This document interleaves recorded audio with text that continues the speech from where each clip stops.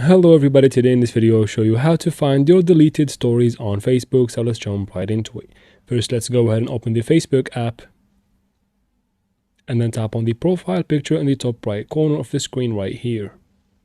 From here, tap on your profile name. After that, tap on the three dots right here.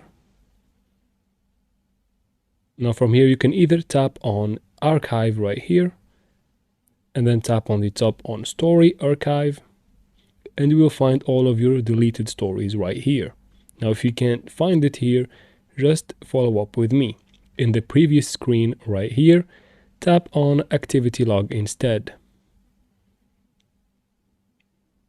From here, tap on archive and then tap on story archive again, and you will find all of your stories right here. And that's how we do it, guys. I hope this video was helpful. Please like and comment down below. Don't forget to subscribe for future videos like this one, and thank you for watching.